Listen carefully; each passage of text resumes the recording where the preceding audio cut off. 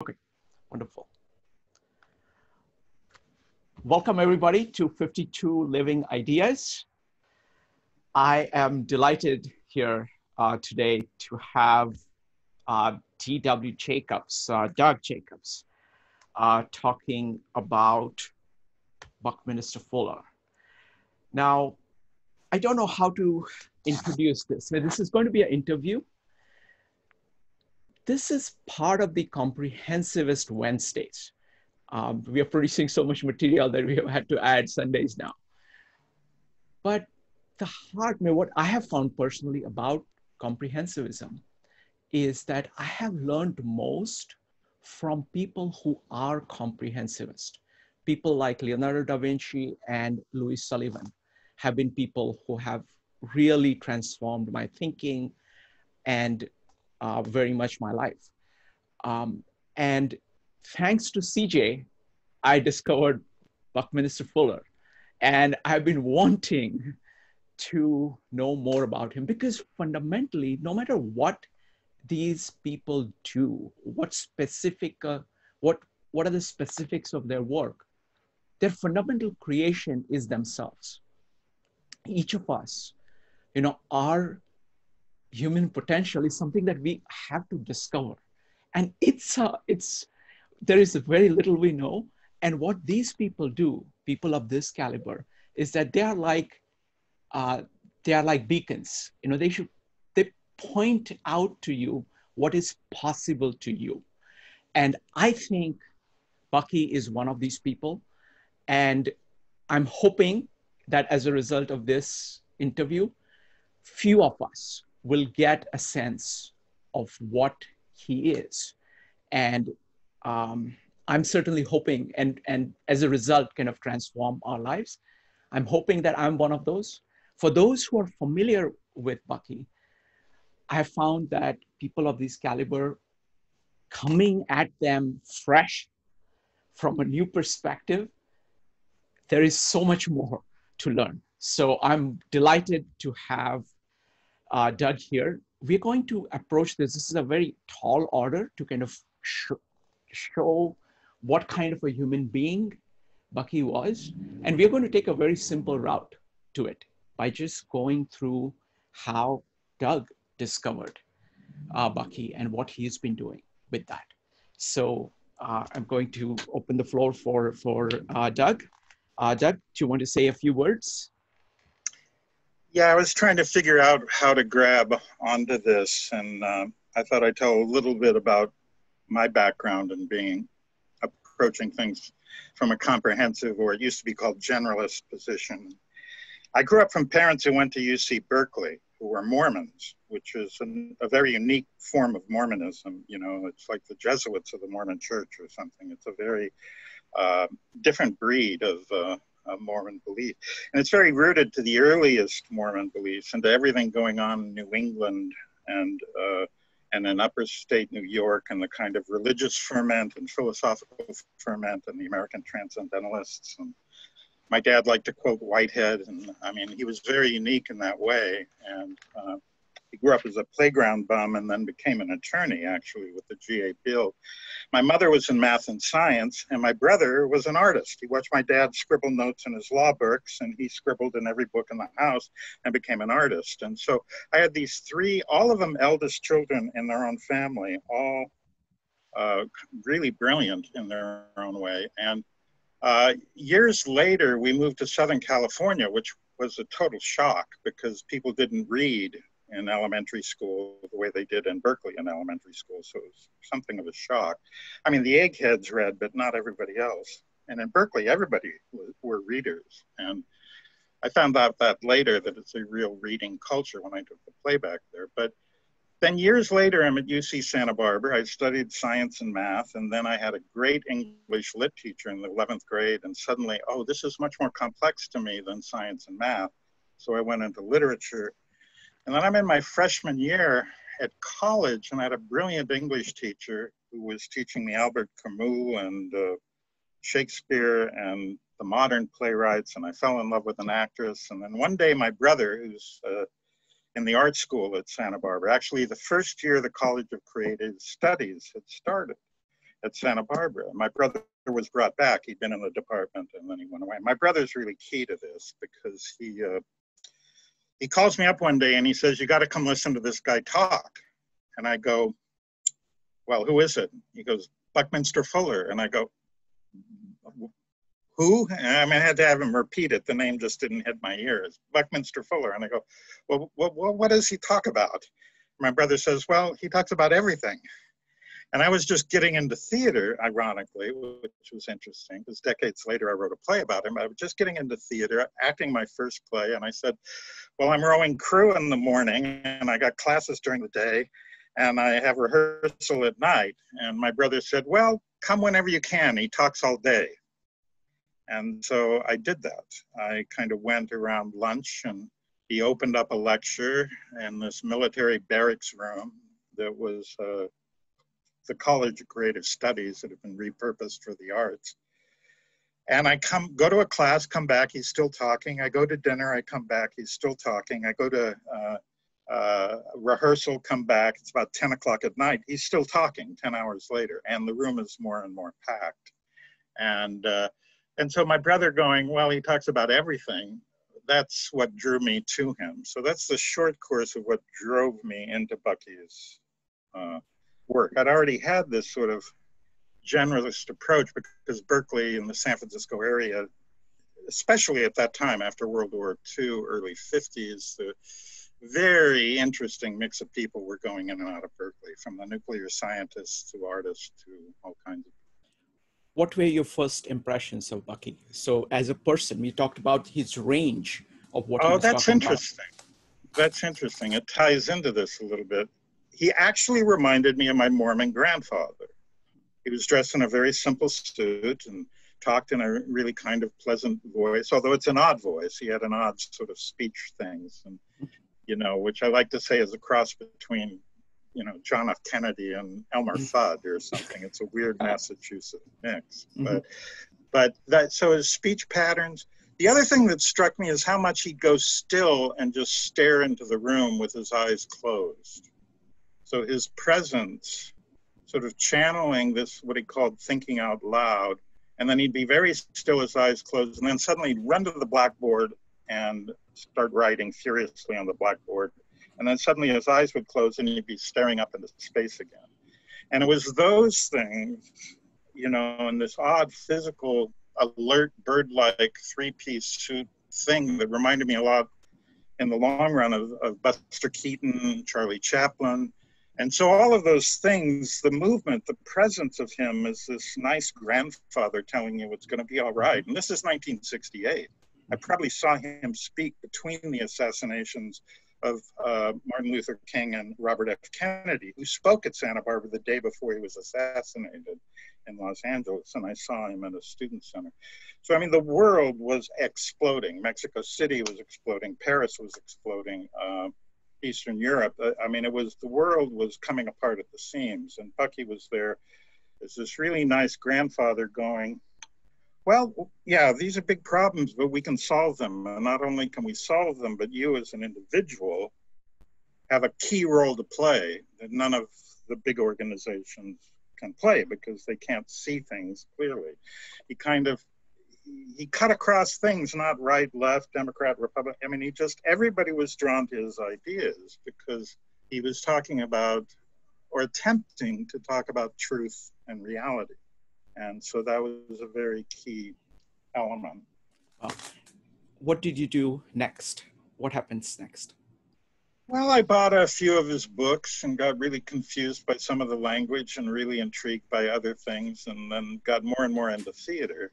And I did go into theater because I think I realized I could comprehensively tackle any subject matter in theater, particularly if we look at theater from the European, even Mexican, Latin American perspective. Those theaters are much more poetic and philosophical and grounded in human traditions than here, which is like, oh, it's entertainment. And theater's always been kind of a commercial endeavor here from the earliest days. And some of those companies were great, but they were built on kind of limited liability corporation structures. They weren't subsidized. They had to make their money. And so the American theater is very different. But the idea of going into theater, I think, was reinforced by Bucky because it seemed a way to study the world. If Shakespeare's right, you know, we're holding the mirror up to nature, whether it's an inner nature and outer nature, and theater is both. It lives on inner worlds and outer worlds and moving back and forth. Because I had a science math background, and when I went to UC Santa Barbara, I was studying political geography. So the leap into theater astonished everybody. I mean, it just, that was not what people thought I would do. But that's where I ended up. And then 40 years later, I'm writing a play about Buckminster Fuller. Which, let me ask one question, because this is this pattern I've found very interesting. I think there is a science culture, science and technology culture, and there is a humanities culture. And there are people who are kind of focused on one or the other. Looks right. like, you know, you moved from one to the other. So you talked about your interest in humanities, what drew you to it. What is it about your science and background, science and kind of math background, helped you do something in this space, the theater space, that most people in theater space do not naturally do? Well, it's a good question. There are in many ways that it overlaps. And it's interesting, Luis Valdez, the Chicano playwright who wrote Zoot Suit, he was studying physics for 2 years at San Jose State before he went into theater. So it's not an unusual jump. So in a way, science and the study of patterns and mathematics is a studying of patterning, and plays are a study of patternings. You know, characters have a certain pattern, and this one has another pattern, and they interact unpredictably or predictably. And so and I've often found vectors are an interesting way of one character's going this way, another character's going that way.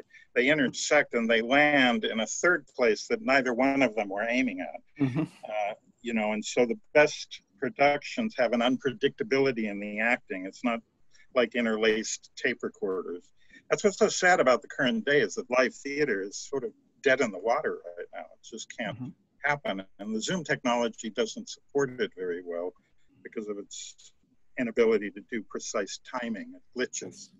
Too much. Wonderful. So, but the patterning of lighting cues and sound cues and the layering of multi-tracks at once in a live theater, you're dealing with the actors rehearsing one point, you're talking to the costume designers, you're talking to lighting designers, sound designers. So the weaving of all these technologies, and theater often jumps to it sometimes takes decades to figure out how to use them, but theaters are often playing with new technologies. Yeah, it's wonderful. It may take them 50 years to master them, but it's always an area to do that. But it's the patterning, I think, the fact that you're thinking in patterns in all these areas. Now, you started reading books by Bucky. What really caught your attention, you know, when you started reading the books? What kind of ideas, what were you seeing? Well, the title, even more than the book, you know, there's a poem on the his epic poem on the history of the industrialization of America and the world. I mean, that was a captivating idea to me. Spaceship Earth was interesting, but the book was more in the 80s. I kind of returned to his ideas in Critical Path, and that's the book that really took me down the rabbit hole, because he covers everything he's written about before. But I think Kiyoshi Kiramiya was particularly interesting in the way he was able to be what he called the adjuvant on that, the sort of catalyst that helped Bucky land on a page. And I think there's one reason that book has never gone out of print, is because it's really a comprehensive vision of Bucky, his self-disciplines. The early chapters are really excellent on how he disciplined himself and how he worked. But also it goes a lot into economics and politics. And the one thing that caught my eye when he lectured, maybe because I was studying political geography, was world commerce. And that was one of his areas of specialty during World War II, was tracking the movements of goods and money for the US Navy. He was a naval engineer, and he tracked that. And so he did talk about global commerce, and that really struck me. It's one of the things I remember from his lecture. And he talks about that in Critical Path. But I never really got back to those ideas fully until I read Critical Path, and that was in the 80s. also happened to be the time where I directed my first Shakespeare play, which was Titus Andronicus, the most violent play Shakespeare ever wrote.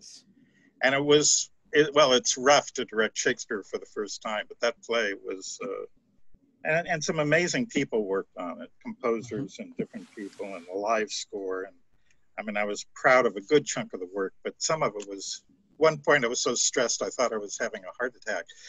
And I grabbed Gandhi's autobiography that had been on my bookshelf. This is actually since Santa Barbara. I bought it at Santa Barbara, but it had sat on my shelf for about 10 years. And on impulse, I grabbed Gandhi's autobiography after directing this completely bloody play. So blind impulse is really interesting to me. And then once I started reading it, I went to a bookstore in Salt Lake with my parents. So we were in Provo. My dad was teaching in the law school at Brigham Young University. And so I got one translation, turned out to be the translation he read in English when he was a law student in London, of the Bhagavad Gita. And from there, I read many other things. But the subtitle of this, if you can see it, is The Story of My Experiments with Truth. Yes. And so after talking about this today, the 50-year experiment, I sort of looked up some dates on Gandhi and his experiment from the time he was called to the law or went to London to study law to was about a 50 and then 60-year experiment, and almost 60 years to the year, like 59, 60 years when he was killed. But he went to London to be a lawyer when he was 18 years old. And so a lot of his life was, how do you apply British law to the principles of nonviolence? And he was highly skilled lawyer who really knew the levers to sort of push at, to say, this is the law and this is how it's not a good law and should be protested, or it's a good law, but it's not being enforced.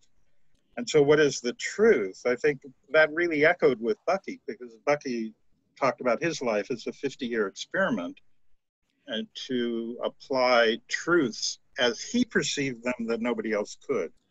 And that was what he felt every individual had from the time they were born. They had an angle on the world that nobody else had. And I think that's what the play was written to do. Wonderful. I just want to make one side comment. I would love to talk to you more about Gandhi. I was at his, I visited his ashram only about 6 months ago. I've been there several times, and it has a wonderful museum actually chronicling this entire 50-year experiment in detail. So I would love to talk to you about it. But let's come to this. This is the heart of the whole thing, the 50-year experiment. So on one hand, how does Bucky think about the 50-year experiment, and how have you done your own 50-year experiment in kind of taking in Bucky and producing the play, your play with the ideas of Bucky? So please say more about the concept of 50-year experiment. What does that mean? Well, Bucky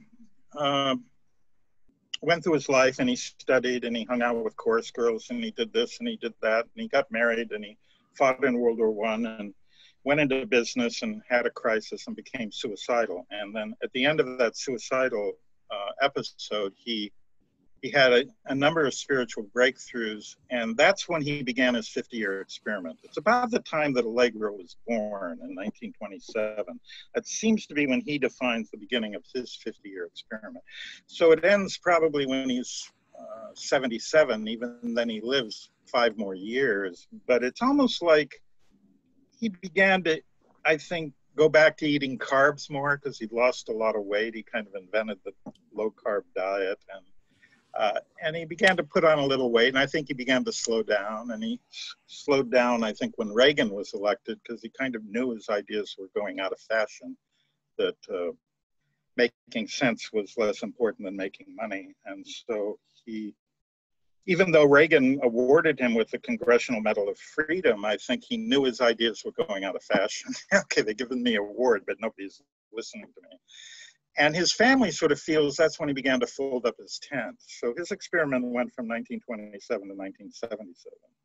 So what I was saying the other day in that brief email was that we're all kind of overlapping 50-year experiments. And I think mine, I have to go back to it, but I think mine began in that summer of '68 with the violence and the conflicts between the rich and the poor. And my dad loved to teach the Jewish prophets in Sunday school and draw people's attention to the chasm between the rich and the poor. And that leads to the apocalypse for my dad. I once asked him late in his life, does the separation of the rich and the poor lead to the apocalypse?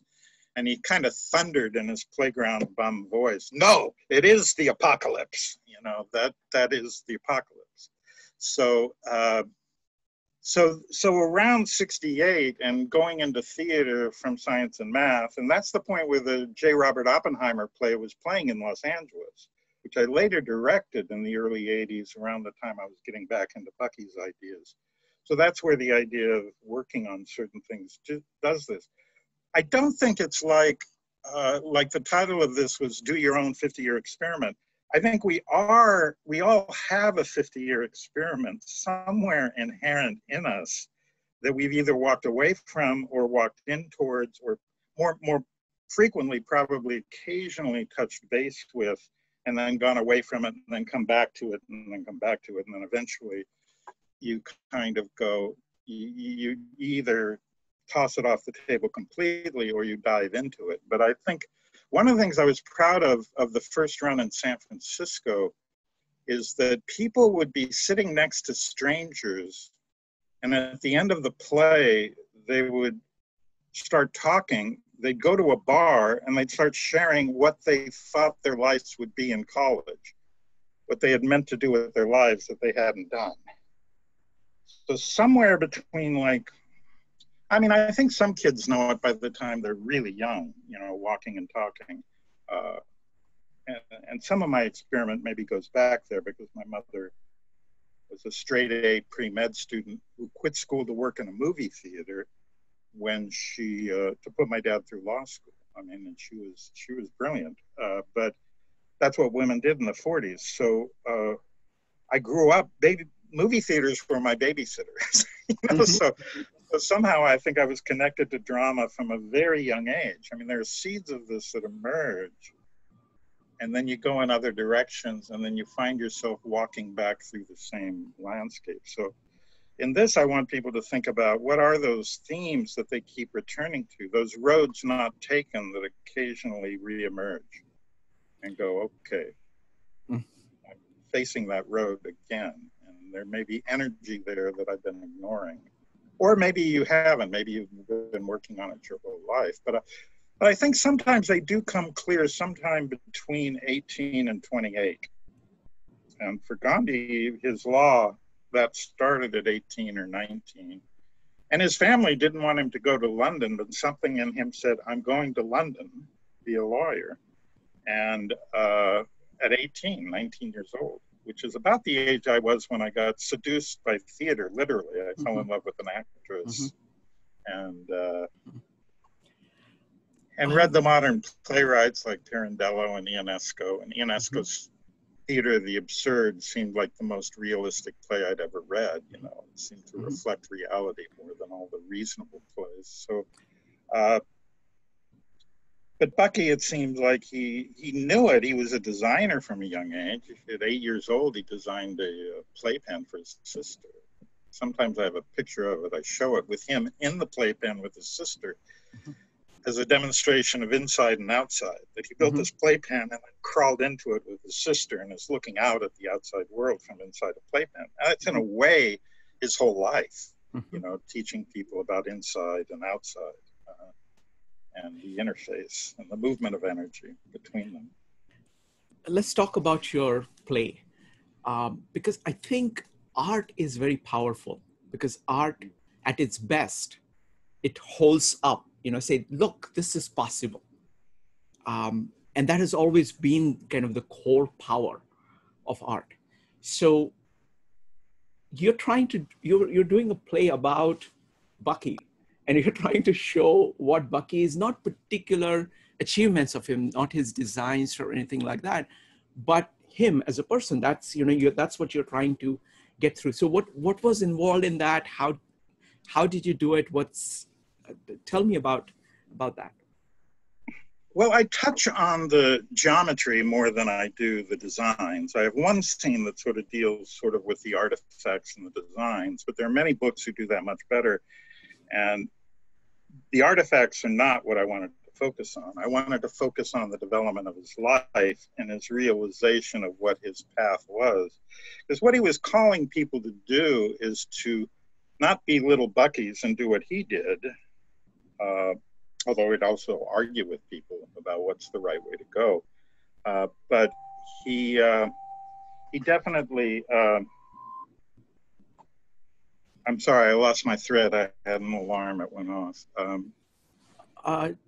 You're talking, we're trying to see how you thought about your play, what you're trying to do, and how. Oh, the play, yeah. What it was about is I do go into the geometry. That was really important. And I have extended sections on like the tetrahedron, Mm-hmm. which the first time, actually, let me step back a bit. Peter Meissen was here. He seemed like he popped off immediately, but he was doing the Centennial in San Diego in 1995, the Centennial of Bucky's birthday. And he came to rent my theater, the one I was managing and at the time, and it was booked, but he found out I was really into Bucky's ideas. So he drafted me. Peter's very good at drafting people into doing things.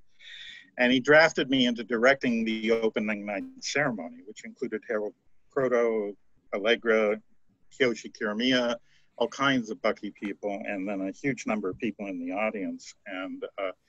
And so I worked creating, and he handed me Robert Snyder's book on the monologues, autobiographical monologue scenario, which is based on video transcripts. And I immediately, within a few hours, thought, well, this might be a really interesting idea for a play, one-man play, which I'd been looking for that material, but it was so complicated, I realized I couldn't do it myself. I'd have to get another actor. But then you get an idea for a play, but then you need 2 or 3 signals that say this is really a good idea. And I was working with Aikido principles, or training in Aikido with a real master in San Diego, one of the last students who trained with the founder of Aikido, and he was a brilliant teacher. And the opening night, we actually had a geodesic dome, and we opened with some cleansing, simple training movements by this couple who trained at the dojo, and they did these cleansing moments training on the mat, kind of on the stage in front of the dome. And at the end of it, Robert Snyder came up to me and said, that Aikido stuff, that was the really important stuff of the whole evening. That was all of it. That was Bucky, that movement, you know, because Bucky was a mover. He was part of the jazz age. He moved. But actually, a few weeks before, I was on the phone with Allegra trying to say, what kind of music did he like? Because we wanted to have some music there. We had the San Diego Ballet there doing a dance to John Denver's song about Bucky. But I was looking for something more esoteric because, you know, Oppenheimer, Teller, Oppenheimer liked Beethoven's last string quartets. Teller would pound out things. I mean, Bucky knew John Cage. He knew all these amazing composers and artists. And I kept thinking, well, his taste in music might be pretty interesting, pretty esoteric. There's a long pause and Allegra goes, well, no, his taste in music wasn't very high. He liked British music hall songs. He liked musical comedies. He liked to rewrite their words to his own purposes. And I said, well, did he like to sing? And he said, I'd love to sing. Did he sing well? No, he sang like a foghorn. And did he like to dance? Yeah, he liked to dance. Did he dance well? No, he had a kind of awkward clogging. He'd be cooking a steak and he'd be dancing at the stove. So he was always dancing and singing. And at some point, Allegra said, you know, in his heart, I think he really wanted to be a song and dance man. You know, so the idea of this brilliant mind who couldn't sing, couldn't dance, sang and danced all the time, and in his heart, and that's when I went, oh, this is a play. This can be a play. It won't be just ideas. It'll be the lurking heart of an entertainer. And usually when he tried to tell a joke, it usually fell flat. He'd more often say something and the crowd would laugh and he'd look at them baffled going, what are you laughing at? He was laughing because he hit upon a truth that they found very funny. But whenever he then tried to can a joke and tell a joke, it was a terrible comedian too. But he was a very funny man, you know, brilliantly funny. So that led it. There were a couple of other signals right that time where it just said, oh, the title of the play actually is interesting. And then maybe that kind of wraps up a little bit about the play. I was reading about Thoth, you know, the Egyptian god, and he was the god of invention, which Bucky made inventions. He was also the god of poetry. Bucky was a poet. He was also the maker of things, whether it's an invention or a story or a poem.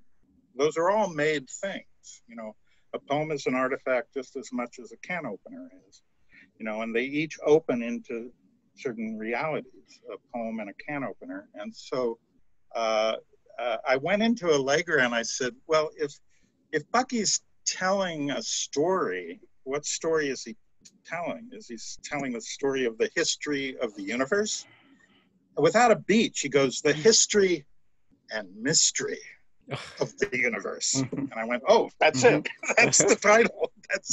That's the title. Those are the two sides, you know, of the arts and the humanities and the sciences, and it all rolls into one. But the other key thing, and this leads to the 50-year experiment. I was studying history, and in my history course, part of the book was about Jewish traditions. And I'd grown up in the Mormon church. Every first Sunday of every month is a testimony meeting. And I'm a freshman in college, and I realized the root word of testimony comes from the word testicles. So when we put our hand on the Bible to swear to the truth, like in the old Perry Mason shows, that's a metaphor for something else we used to grab to swear the truth. So I began to see Bucky as when I got to writing the play, I got to see him as the great testifier of the 19th, 20th, and 21st century. He's really reaching back to things that cut loose in the 19th century, that manifest in the 20th century, and will either work or fail completely in the 21st century. And he was pointing to both of that, utopia or oblivion. You know, we have a choice, you know. And he pretty much said, if we don't aim at utopia and make that practical, then we'll end in oblivion. And he wasn't an optimist. He knew there were, but it was touch and go. That humanity was taking its final examinations and it very might likely fail. So I want to talk about Bucky's ideas for a moment. Imagine for a moment you had not encountered Bucky. And now compare that to yourself now. What ideas of Bucky, what has Bucky done for you? I just realized I moved into this other room without my cord. My computer's got 5 minutes left on its battery. But what has Bucky done for me, or what would my life be if I hadn't run into Bucky? Yes. Well, I was already sort of moving into theater. Sorry, let me interrupt. If you have only 5 minutes left, how about you get the cord? The cord and come yes, back. Yes, please. Yeah. Yeah, let me do that. I'll go to the other room and get the cord. Yes. Talk amongst yourselves. Okay. Folks, very soon, I'm going to open it up to Q&A. So you can go ahead and type your questions, or if you want to ask a question, you can just type ! in chat or raise your hand in Zoom. And I know that there are people in the audience who know Bucky far more than I do. So please ask questions. You can go ahead and line up for questions by just typing ! In Zoom, in chat, or raising your hand in Zoom, or typing away your question. And I'm going to open up the floor. I'm going to line up people for questions. We've got 4 rules that have worked really well for us. Keep on topic. Raise your hand when you want to ask. Second, keep on topic. Third, be brief. And fourth, be courteous. So those are the rules. And I'm going to hand it back to Doug in a moment. Okay. All right. We have the power now. Go ahead. I'm back by the skin of my teeth here. Yes. It was about to shut down. So the question I had is, how is your life different as a result of encountering Bucky? Well, I think some of Critical Path, when I was running a theater, he definitely gave me principles, and some of it goes to the inside out saying, what brings good artists into a theater? What brings an audience into a theater? What attracts good plays and playwrights to work in your theater? And what does the audience take out into the world? So I think he was a filter for almost everything I did, particularly by the 80s onward. And I began to see the business practicality of his thinking and quality thinking generally. Deming did a similar approach to business, more of an approach to business, and Deming was a US naval engineer who looks like he could be Bucky's clone, with the glasses and the shaved head. So that was a big part of it, but also there's that ability to comprehensively move through things, and that he was a mystic in ways that disarmed and annoyed a lot of people. I remember being at the play, which Jay Baldwin was there and he loved it, but something came up about the American Transcendentalists and he just went, he had nothing to do with the American Transcendentalists, when clearly he did, but it's like the engineers often got very nervous at the metaphysics that Bucky brought into play. So the ability to sort of use his movement principles, which there are 6 of them, is helpful in staging a play, but it's also helpful in looking at anything in your life and how you're circling around a subject matter and eventually drawing into it. Or sometimes he said people very rarely fall in love. They usually circle the thing they're attracted to. If they fall in love and go straight at it, it's usually a collision and the relationship explodes. But there's so many of his geometric principles are applicable to everything in our lives, And I think he used to, when I think back of what he was in that room, I think if I fall back on his basic principles, not doing the things Bucky did, but sort of, even in writing the play, I had to realize it was a long walk through a huge landscape. But after about 6 months, things began to repeat. I began to see the same landmark and I went, oh, that's in the play. And then I'd come back in another landmark. So I'd read for hours and I'd walk for hours because I was going to take a walk from the floor of Yosemite Valley, or I guess it's Yosemite Valley, over to the mountains to the other side with the native tribes there, which actually helped me perceive a lot of stuff about the play. So I didn't write about them, but some of the principles in that walk over the mountains help formulate what the play would be. And certainly the last 20 years of my life, well, actually I had to leave the rep and I found this true. Peter Meisen told me this, shared his experience. He read Critical Path and he knew what his life had to be about. And then he spent 6 months convincing himself he was wrong because he'd have to change his whole life if he went in that direction. And then he ended up going in that direction. I call it falling down the rabbit hole. And I've seen various people do it. They get exposed to his ideas and there's some part of that they know something about that they're called to act upon. I mean, Peter definitely felt a calling. Wonderful. And, let's do one thing. Let's do one thing. After this, immediately after this, there are some people in the audience who have focused on Bucky for a really long time. Right. And I would like to hear from them of saying, what did Bucky do for them? Or what is the impact of Bucky on their life, their own thinking? They can take up to, if you're familiar with Bucky, you can take up to 5 minutes or anywhere between 2 to 5 minutes to talk about what you got from it. So anybody who is willing, that would be great. So I'm going to go to questions, but I'm going to give priority in the beginning to people who are familiar with Bucky, and feel free to take your time to talk about what Bucky has done. what have you learned from Bucky, and why should somebody, more importantly, is that, I run this meetup, we get hundreds and thousands of people coming and listening to it. I want people to be familiar with Bucky. I want people to get excited about reading about him and, absorbing those ideas. The question is, why should they do it? What's the, so that's the question. So I'm going to start with Lionel, and then I'm going to go to Peter next. Lionel, go ahead.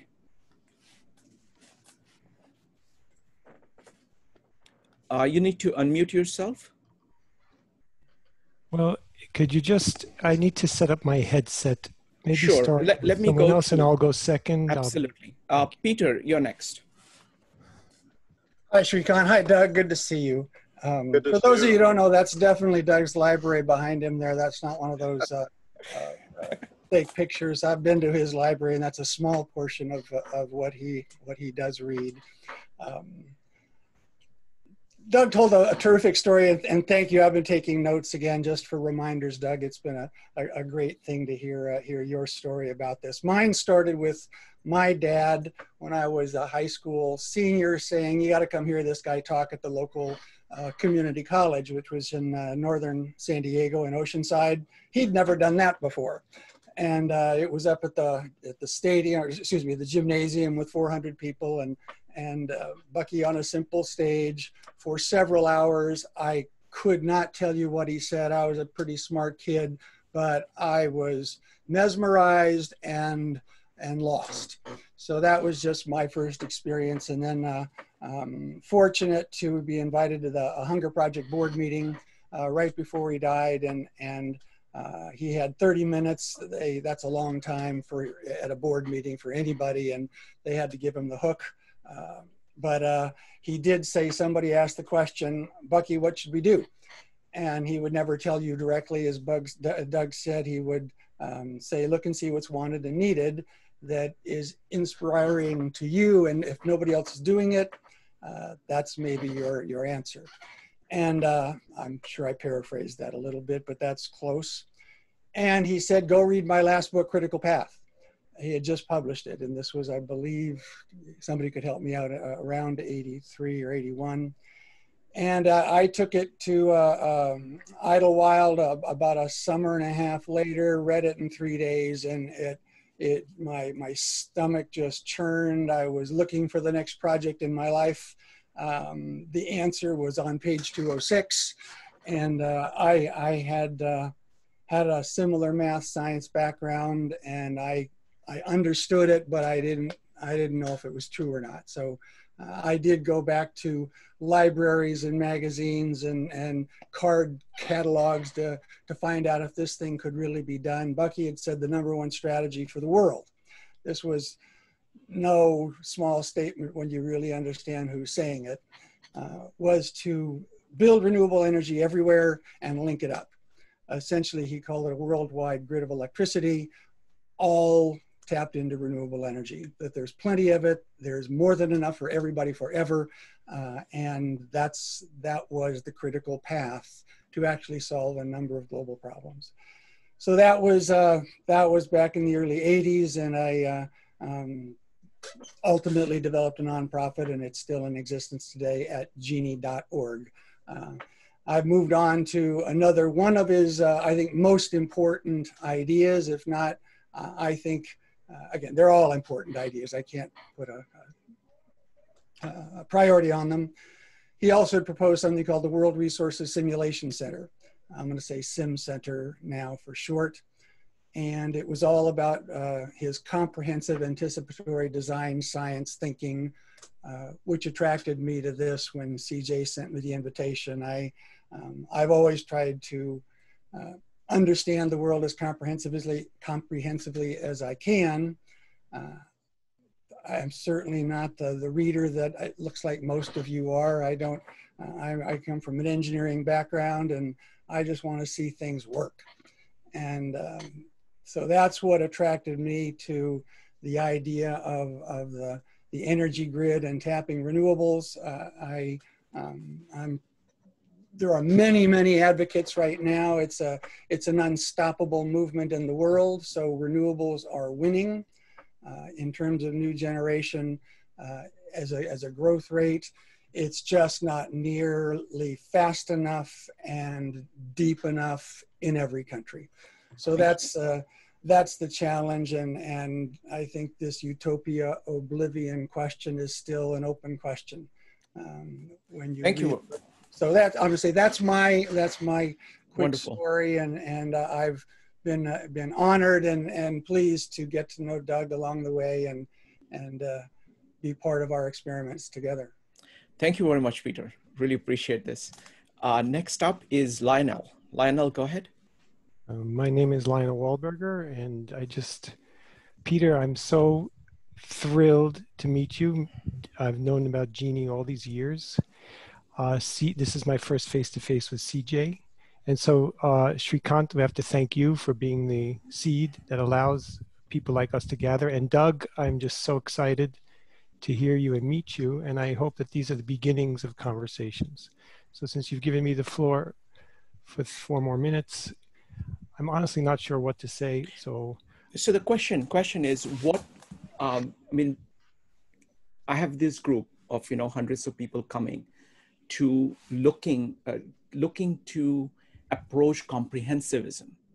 I and CJ have been working on this. So the question is, what have you learned from Bucky? What ideas of Bucky have transformed your life? And what has Bucky to offer to the world today, to individuals today?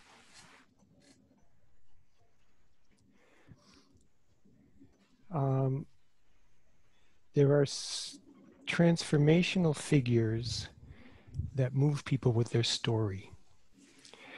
I'm going to name a couple of them, but I'm not saying that Bucky is the same kind of person as those people are. What I'm saying is that Bucky used the power of story to change lives. The closest examples I have are ones that he himself would not have enjoyed hearing.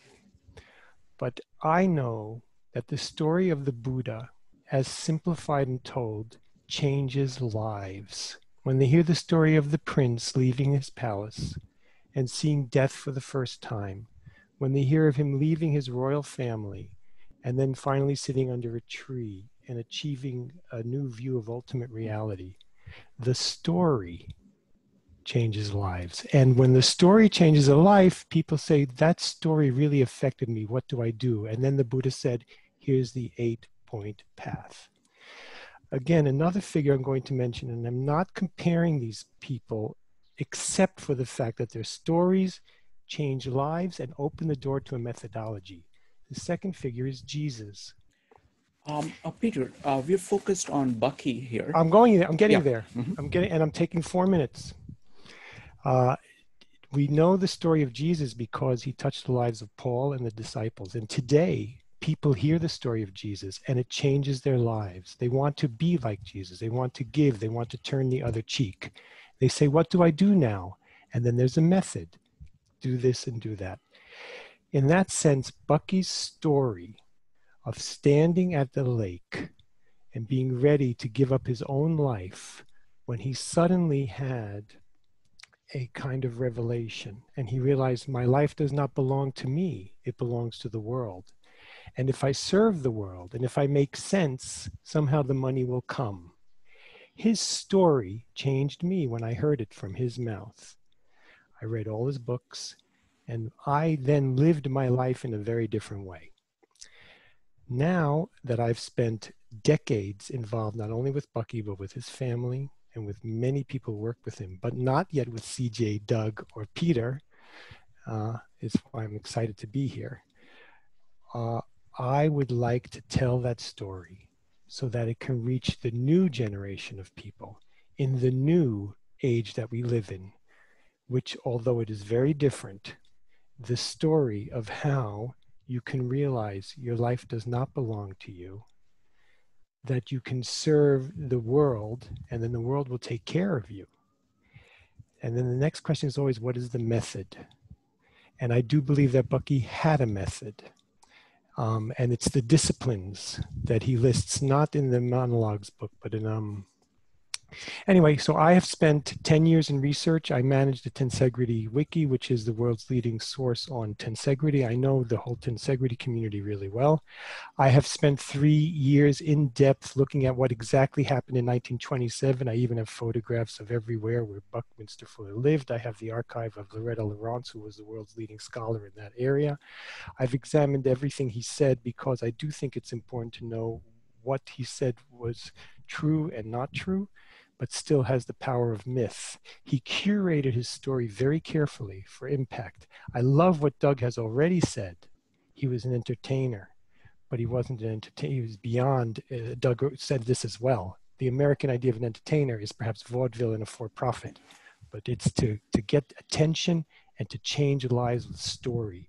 Bucky did that for me, and I hope to help his story continue to inspire and change people. Thank you, Lalan. Next up is Anne, George, and then I'm going to request CJ to also give his comments. Anne, go ahead. Do you mean Anne Vroom? Yes. Yeah. I put my recollection in the comments. I mean, I went to an event where Mr. Fuller was at in Philadelphia way back in the day, which amazing myself. And it was sort of a hippie, summer of love, flower power, geodesic dome, psychedelics kind of thing. He seemed like just, lovable granddad kind of guy. All the sort of hippie engineers were clustered around him when the geodesic dome, building project was going on. They were just doing a little one. So that's just it. It's just sort of a fond recollection. I will say this ongoing Zoom enterprise has resurrected those recollections, and I did check out the Buckminster Fuller website, etc. They seem to have gone from my back in the day to a rather corporate route. I know some companies have actually engaged with the Institute to do think out of the box seminars and things of that nature. So it's gotten rather corporatized, but I guess that's just the trajectory of these things from their rather inspirational visionary roots to their institutionalization. But it was all good times. So thank you. Thank you, Anne. Next up is George. George, go ahead.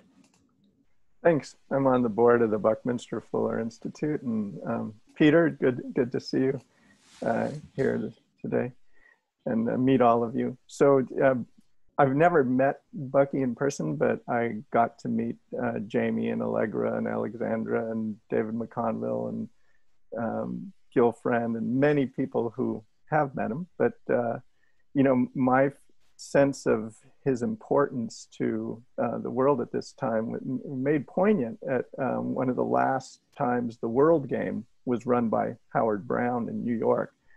And, they used the Dymaxion map on the floor of a basketball court.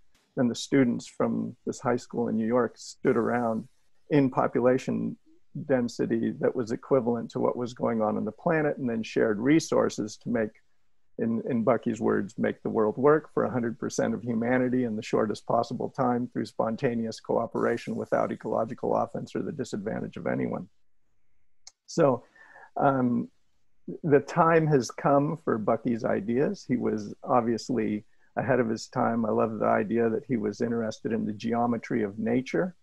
And then, later on, posthumously, they named the Buckminster Fullerines based on his prediction of what the structure of carbon-60 would be.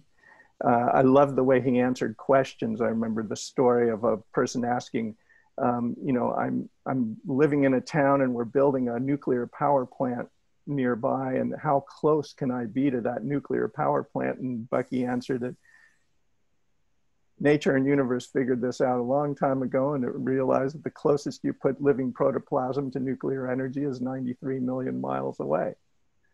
And he was frustrated with the idea of sunrise and sunset. He said, why aren't they just taking a globe at school, taping a little picture of a little cutout of a human figure on it, using a torch to light the side of the planet and spinning the globe? Every child can see that the sun does not rise and does not set. He didn't like up and down. He said there's only in or out in relation to center. He didn't like the idea of the wind blowing because there was no physical energy on the planet strong enough to make wind blow. Wind sucks. It goes from it's pulled in by a low pressure. It goes, you can't push a rope through a house. You have to pull the rope through a house. His ideas are going mainstream now because we've run out of the self-deception of our previous ignorance. And it's time to change. Or, as we say, the option is oblivion. So we're carrying on that legacy. We're connecting it into new opportunities. There's a lot of Bucky that's been done and inspired, but there's a long way to go. And we're ramping up our efforts to shift the planet at this time to truly make the world work for all. And I look forward to working with everybody here to share in our collective efforts. Thank you very much, George. Really appreciate it. Thank you for the opportunity. Thank you. Next up is CJ. If anybody else wants to share their insights about Bucky, go ahead and type ! in chat and I'll call upon you, or you can raise your hand in Zoom. CJ, you're next. Yeah, there's no way to bundle it up without days of preparation. Quickly, I guess in college, I started reading Bucky to take a break from things, and I got distracted by that, and then my grades went up. So I said, maybe this does work. I was feeling a little rudderless, and Bucky gives a wonderful rudder. He was sort of a father figure. My father drank too much and sometimes didn't come home, and so finding a father figure was helpful.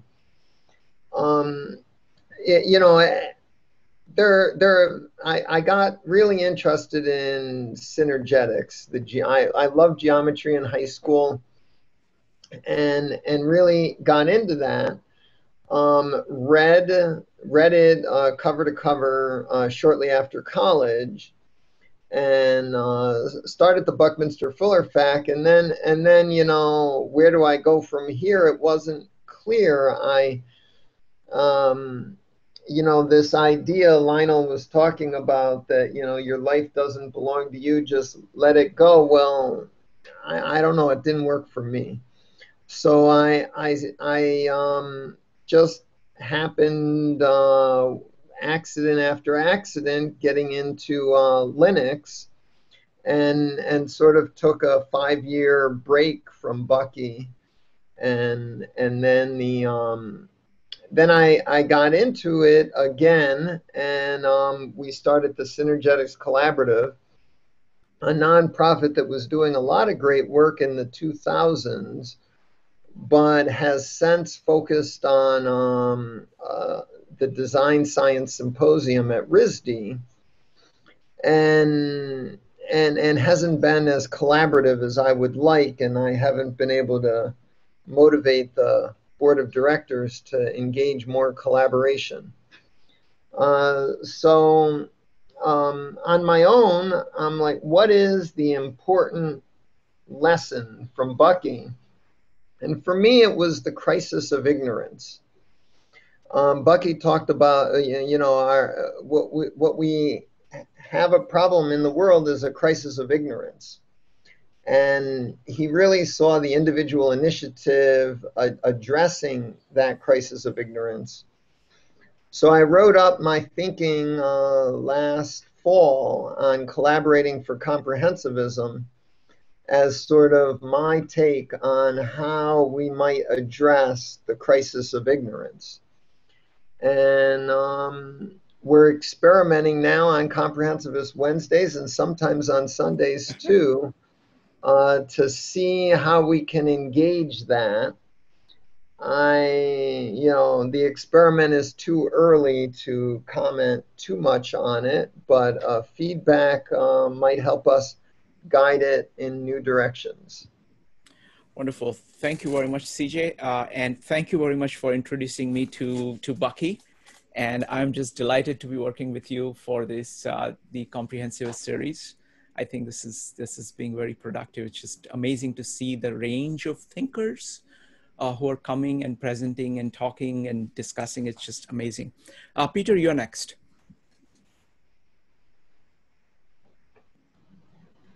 Just a quick follow-up on George's World Game statement. He said it so quickly.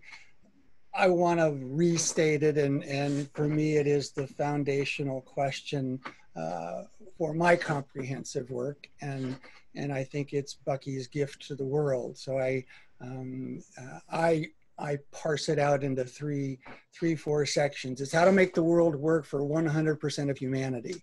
I mean, just such a profound statement. How do we make the world work means all of us have all our needs met, and then can even more fully actualize and have conversations like this in the shortest possible time. So how do we continually prioritize what's important and do that? So through spontaneous cooperation is a segment. When he said that, my head swirls because I don't ever see that happening in the world very often. We did have one great example at our opening ceremony, but it was, you just do not see the world coming together very often spontaneously to cooperate, and that's what's needed without ecological damage or disadvantage to anyone. So that's the full purpose statement of the World Game, and it's worth everybody getting into that deeper. Wonderful. Thank you. Thank you very much, Peter. Now, what I'm going to do is that we very strongly believe in breakout rooms where we can go back and forth with each other. So I'm going to start the breakout rooms. It's going to be about 8 people each. We can talk about, what we discussed, Doug's presentation, all the comments, what Bucky has to offer. Please note that there are going to be about half-half, people who know Bucky very well and people who don't know Bucky but are extremely curious. So that's what the breakout rooms, and it's free-flowing discussion amongst about 8 people. And then in 25 minutes, we'll automatically come back into this room, and each of us will get 2 minutes to share our takeaways from this meetup. So I'm starting the breakout rooms now, 2:30. So now is the time for takeaways. Each person gets to talk about it for 2 minutes. And Andrew, do you want to share your story? I do. This has been great. Just to connect with people who are really into this. And, as I told my small group, my dad actually named me after Buckminster Fuller, and I'm actually 50 years old this year. So kind of the fact that I'm joining this call, my family just, went on a trip home alone to think about stuff. I'm breaking out all the Bucky books that he got for me. And I'm, got some great feedback from the breakout group. And I'm just so energized and feel like this is really helping me orient myself. So I'm so grateful for this. Thank you. Thanks, Andrew. Next up is Mark, Jeff, and George. Mark, go ahead. It was just wonderful to connect up with others that are now synergizing with all the other inputs from people who have studied or known Bucky or are just curious enough to be pulled into this call. I really want to thank you for organizing it. It's beautiful to connect with a few other people that I haven't connected with. And of course, George, I love George. Thank you, Mark. Next up is Jeff, George, and Carl. Jeff, go ahead. Shrikant, Thank you so much for organizing this. What a remarkable collection of people. And it was very interesting hearing our stories and conclusions and the idea of a total approach generated by spontaneous cooperation in order to make the world work for everyone is a remarkable premise, and one that is worthy of much greater exploration. So thank you so much to everyone who has joined in, and it's really quite a remarkable conversation. Wonderful. Thank you. Jeff is one of our regulars, Jeff, Andrew. So this is, I think, one of the great things about the comprehensivist idea is that you get people from kind of multiple bases, and there is kind of cross-fertilization of ideas. So next up is George, Carl, and Joel. George, go ahead. Well, thanks. Really appreciate being a part of the conversation. And, you know, a couple of concepts of, you know, Bucky's love and appreciation of nature. And you know, how would our world look if we put nature first instead of humans first? And if we consider his idea about turning weaponry to livingry, you know, what if we took every weapon on the planet and put how much technology and knowledge and material science and money and, you know, went into that weapon, and then said, what if we had put this instead into helping humans and nature reach a whole collaborative potential together? This is what our moment is about. It's what people are thinking, and actually empowering them with the thought of what this world can be if we really collaborate with nature and take everything to a whole new level. So thanks for the opportunity. Thank you, George. I think Peter had his hand up. Peter, then Carl, then Joel. Peter, go ahead. Yeah, I've been steeped in this work a long time, so I wanted to just get sort of back into it, and I'm thrilled that Doug and you picked the 50-year experiment title, because I guess I've been in the middle of mine, and I've probably been weaving out for the last 6 months that I closed the office, moved the work back home, not doing group meetings, not doing theater, Doug, right? In the way that we love.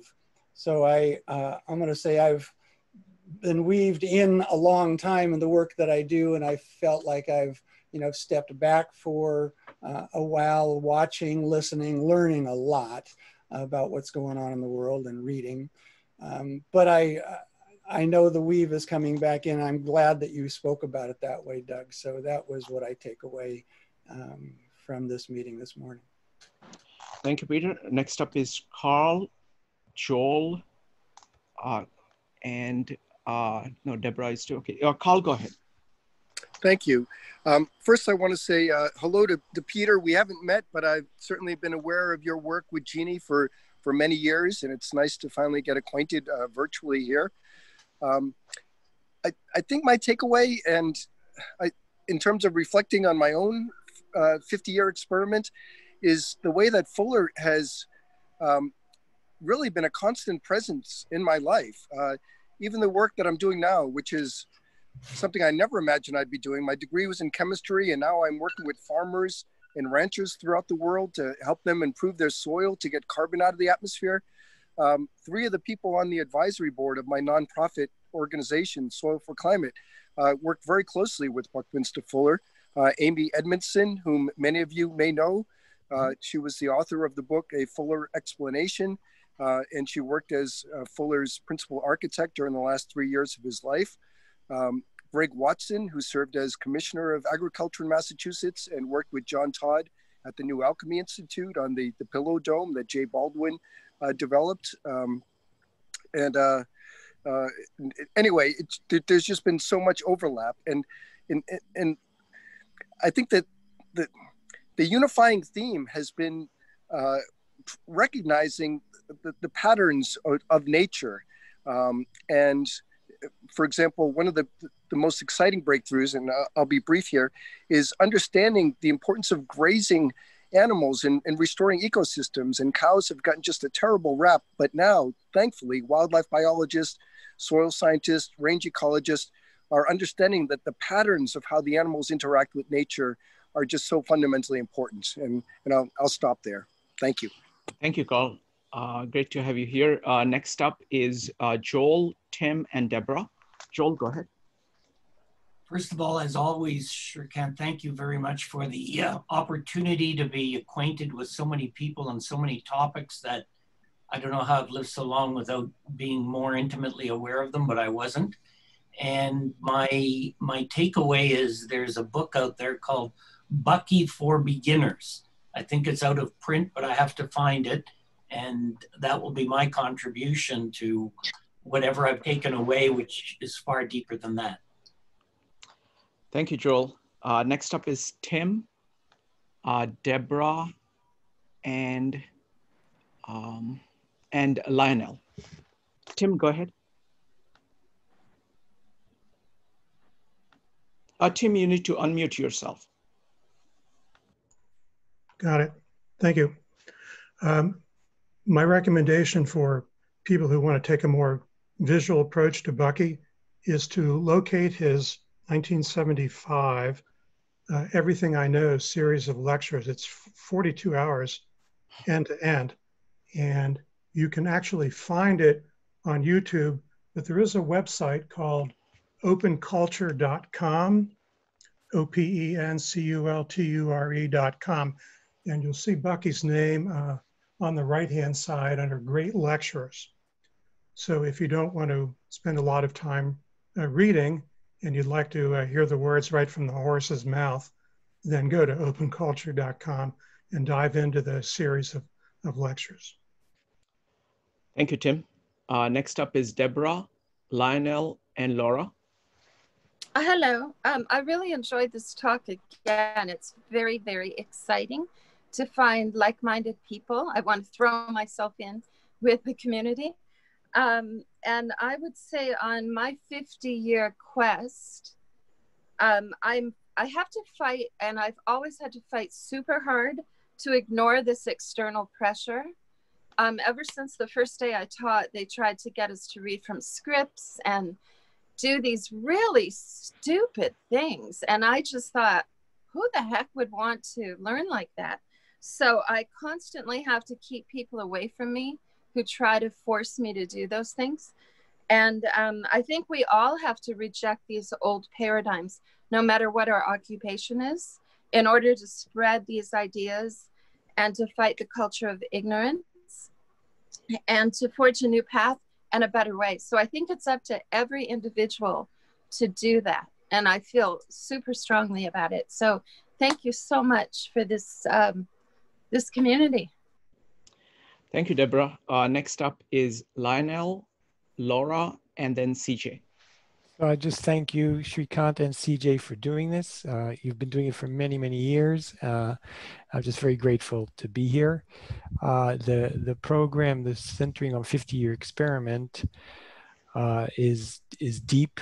I feel that I have made my own experiments upon being exposed to Bucky, and I'm still in the process of my own experiment. And I think a key is that Bucky asked questions that were almost impossible to answer, questions that seemed really naive. Like he said once, why, how much does your building weigh? Why do the walls, what if the walls could float? And it sounded ridiculous, but then he would look up and say, well, the moon is overhead and there's no wires holding that over there and it's very heavy. So he asked questions which were naive. CJ put naive in. Thank you, CJ. That's a very powerful statement. And I think that's what drove him to stick to those questions. And that's why it took him 50 years. I have a feeling he only looked back and said, oh, I was doing an experiment for 50 years. But he was asking questions which had no answers. And by repeatedly asking questions, answers came to him. And I have a tensegrity here, which was one of the answers. And the geodesic dome was another, and the geometry was another. There's so many. So thanks for holding these meetings. Thank you, Lionel. Next up is Laura, CJ, and Mike. Okay, I just want to thank you for these meetings. I really enjoy them. I've been pretty much in isolation, I guess, for the last 10 years or so. And having the opportunity to come out and, you know, be around people who are doing interesting thinking is just a joy for me. I feel really behind the, but, you know, I hope I'll catch up to it all. And I feel I'm resonating with Buckminster Fuller. I think the only thing my experiment is going back in time and seeing what did I do in my life that mimics in any way things that he talks about. And, you know, I can see my life through that old lens, and I'd like to start my experiment. It can't be 50 years because I don't think I can live that long. Although I'd like to, just to make my daughter go crazy, and who knows, you know, anything's possible these days. But I think I want to start a mini experiment and see if I can take my life as this is now and do something in context of that. And who knows, maybe something will come of it. Maybe my art will demonstrate something really powerful, and I'll have a show, you know, of my art with respect to Buckminster Fuller, and who knows. It's up for grabs, right? Thank you. Thank you, Laura. Thank you, though. I mean, I'm coming to all your stuff. I've given up everything else. I'm just a sure can't. It's always wonderful to have you here. I'm a groupie. Yeah, no, I really appreciate. I mean, the science background, education background. It's you bring very rich background. So thank you very much. Next up is CJ, Mike, and Dave. The 50-year experiment is entreaty to take on our lives as an experiment, not so much as a mission, but, you know, to explore some big idea, and you don't have to finish it this week. And to some extent, I really liked Doug's hinting that maybe we all do that. Our lives are sort of an experiment, but by bringing in intentionality, the hope is we can do more. So let me leave it there. Thank you. Next up is Mike and Dave. Mike, go ahead. The modeling of the real universe sweepstakes are punctuated by the what you see depends on your point of view sweepstakes. And this brain trust you assembled for this meeting gave me some insight into Buckminster Fuller's point of view, and that's priceless. Thank you, Mike. Next up is Dave. Thanks again, Shrikant. It was great hearing Doug's presentation, and a treat to be in a small group with him, because I was correct. I remember hearing the one-act play in Seattle about 20 years ago. So it's one of the small world thrills. I am familiar with Buckminster Fuller from the engineering side, the geodesic dome and the Demaxia car, but I've got critical paths on my things to do list because I understand now I need to learn more about the man. Thanks again. Thank you, Dave. So Doug, now closing thoughts. Doug, are you there? It was too early in the morning for Doug. Doug, can you hear me? All right, so I'm going to fill in for Doug. So folks, let me see. It is about 2:20. This was amazing, and you know, CJ and I, we are working on this Comprehensivist Wednesdays. Doug is back. Doug, he's awake now. Yes. I sort of had a problem for a second. Okay, sorry about that. So Doug, want to wrap it up? What are your takeaways? Very briefly. Yeah. I find myself saying what in the play, and it's a thing Bucky said, the thing that will save us is youth and truth and love. And we've talked about youth in terms of children are born geniuses and the breakout group more. But also the truth, I think, is we've talked about, but I think what is the truth that you see and that's the key to the 50-year experiment that other people don't see. if people say that's a bad experiment, it may be a good experiment because you see something nobody else sees. And the other is love. And for Bucky, love was like a monkey wrench. It actually got things done. Points, and he could move in a new way.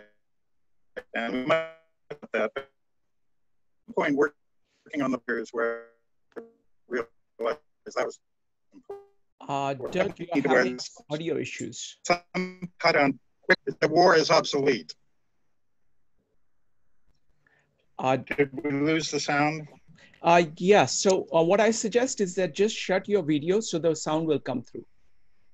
Oh, okay. All right. Yeah, great. I do that sometimes. Go so ahead. What did you hear or not hear about what I said? We lost your last two sentences. Oh, I think I was talking about his idea that a few people touched on tangentially. The war is obsolete, but they were addicted to it. And that still continues. And that's going to take the planet down. That misuse of resources. And he evaluated that as a retired naval engineer. I mean, he wasn't doing that from sentimental perspective. He was calculating the obsolescence of war and that it didn't achieve any of its goals. And so I wanted to sort of, a couple of people mentioned that tangentially, but I think that's a really important theme. All right. So Doug, this was amazing. And, you know, it brought so many amazing people over here. And as I was saying, you know, CJ and I are working on developing these Comprehensivist Wednesdays. And I think that Bucky has something really precious to offer to the world. And he deserves to be heard in a much wider audience than a community which is, you know, which fully gets him. So it's kind of, you know, spreading those ideas out are going to be very, which, you know, which is what he was about anyway. So, so I'm, you know, I invite you, everybody who knows about Bucky to, you know, I would love to do a follow-up. CJ is going to do a presentation on spaceship, right? Spaceship, when is that? That's in October, right? October, yeah. But I'm always open to other things. I think it's a, you know, critical piece of the puzzle to be a comprehensivist. So thank you very much, everybody. For those who would like to stay, you're welcome to stay for the 2:30 meetup on the top 10 psychological and philosophical ideas which have been most impactful in our 4 years of meetups. All right, thank you very much, folks.